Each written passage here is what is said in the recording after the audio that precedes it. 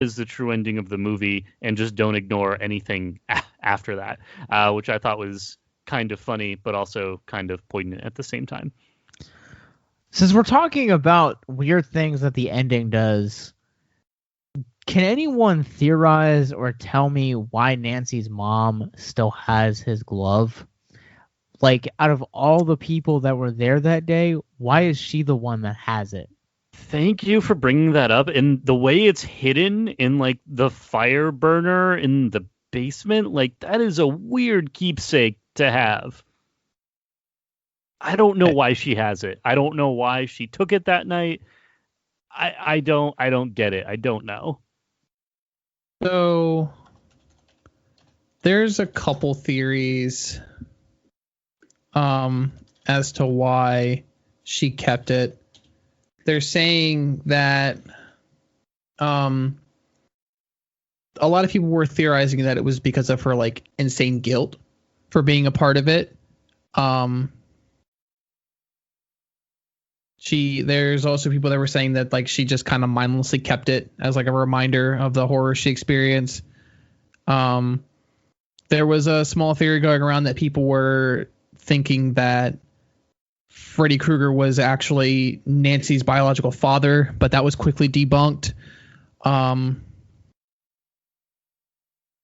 There was I think the most pertinent theory that came from it was that they were kind of mixing what the 2010 remake did, and that a young Nancy was possibly a victim of Freddy or a potential victim of Freddy, and her mom was the one who actually like organized the lynch mob against him for fear of her daughter. So she took the glove afterwards as a reminder to herself that this is what she caused. But there's, I don't know. It's a very weird gray area, because there were people that were also saying that Nancy's mom might have potentially been assaulted by Freddy, making Nancy his offspring, which is why she has such power over the dream world. It gets really crazy the farther down the rabbit hole you go. So the theory of Nancy's mom being the one that organized the lynch mob, I feel like would be probably the best one out of all of that, because, you know, maybe Nancy was ultimately a victim of Freddy.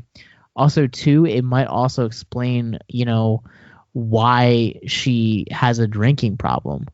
The scene where Nancy's getting ready to leave and she peeks outside of her door and her mom pulls out like this like bottle of vodka from the towels. My wife turned to me when we were watching it and said, "Man, she really is an alcoholic." And I was like, yeah. And they never kind of like really explain that throughout the course of the film. But I think that this whole mess of, you know, if she was the one that ultimately ended up either being assaulted by Freddy and thus giving us Nancy, or was the one that actually had given us the leader of the lynch mob, it would explain why she's divorced, why she has a drinking problem, why she has the powers that she has, and why she has the glove. I feel like either one of those could basically explain Nancy's mom's character a little bit better than the movie does. Yeah, that was one of the complaints that I had, was that they never really explained that. And I never really dug too deep into it, honestly. At this point, I kind of wish I had, but that was kind of the only few theories that I found about it. And I don't know that I would like either of them, honestly. I think I'd rather keep the whole idea ambiguous. But that's just me. For me, one of the hardest things to accept about this movie is that toward the end, when Nancy's father and the police are across the street investigating the murder of Glenn, which that death scene was So good. So shocking and so cool. Like, what was under that bed? Where did that body go? What happened? But there's just so much blood, and it was, I mean, to the point of being gratuitous, but it was so cool and so well done.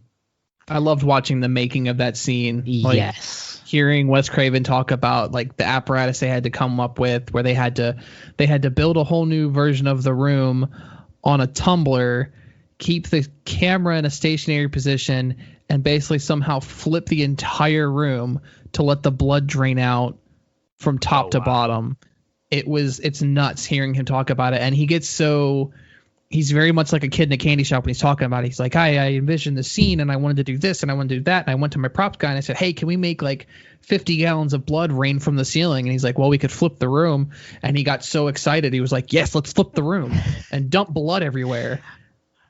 I love watching him talk about that scene. That scene in particular has to be one of my favorites, if not my favorite scene in this entire movie.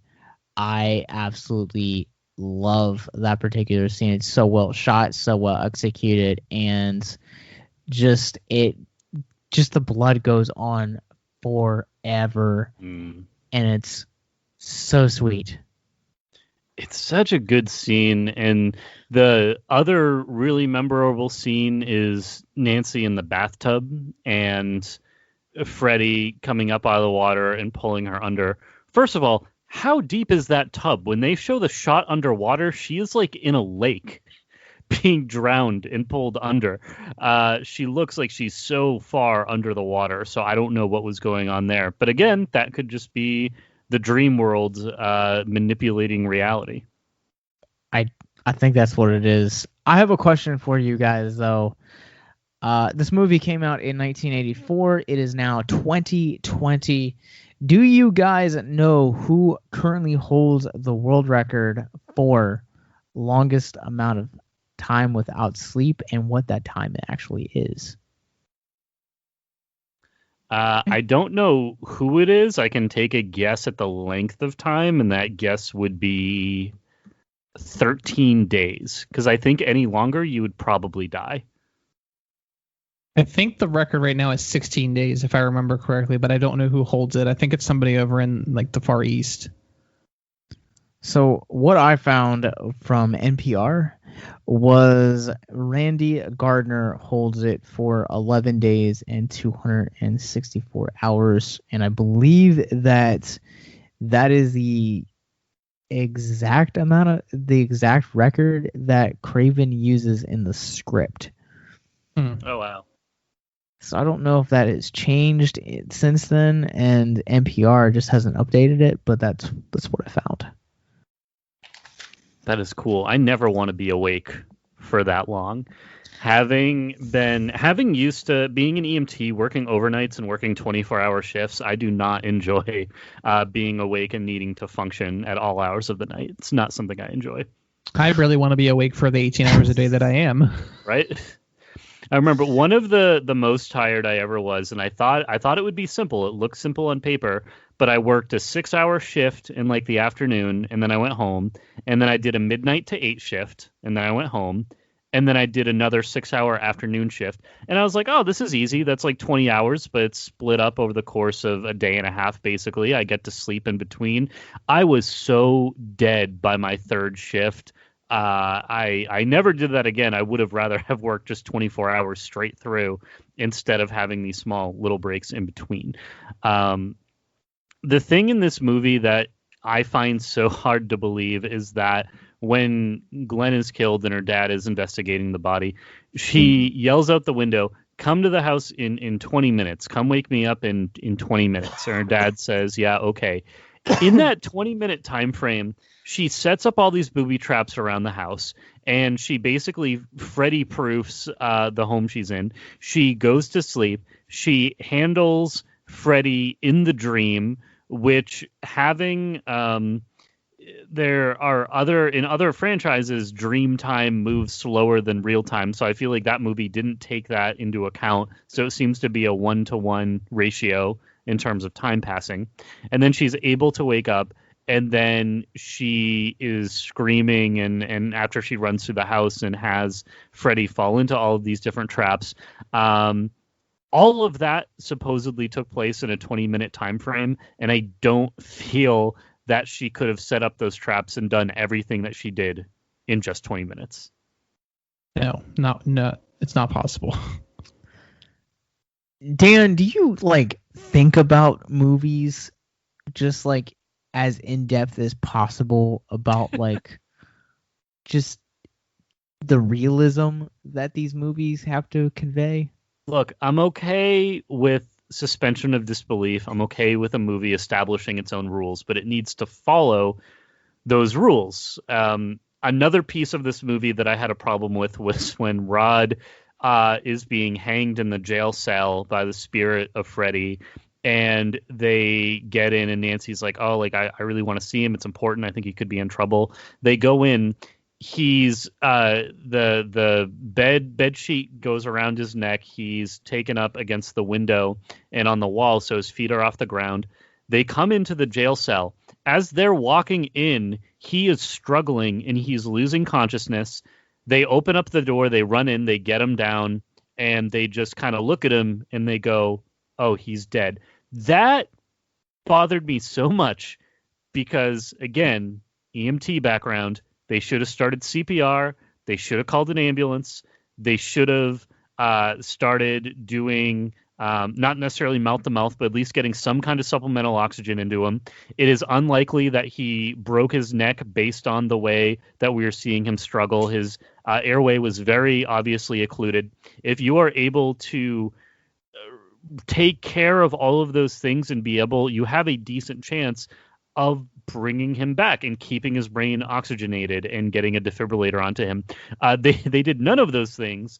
And as police, they should have known to do those things. So it's stuff like that in movies does bother me a little bit because Rod's life could have been saved and they let him die.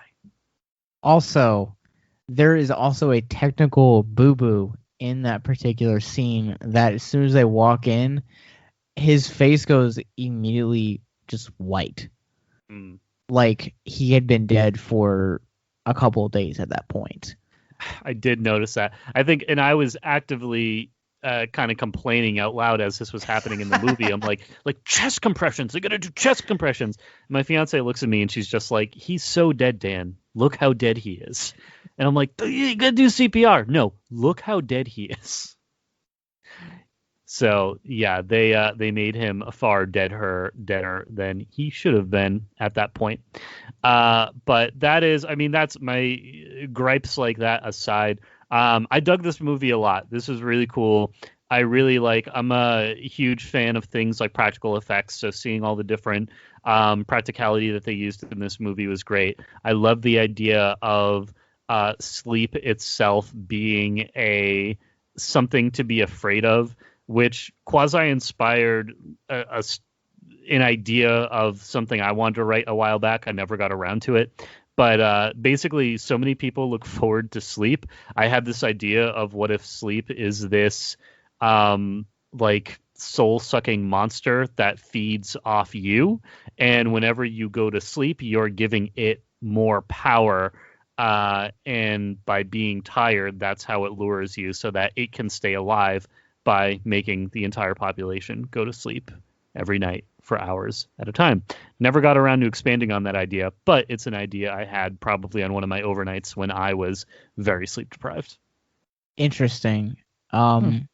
Speaking of sleep deprivation, there's one scene in particular that I want to just talk about real quick, because one of the things that Victims and Villains always tries to do is we always try and look at the media that we're covering and educate and engage about mental health. And there's one scene in particular where it's a throwaway line from Rob where Tina is basically just kind of giving this exposition about how she had this experience with Freddy, and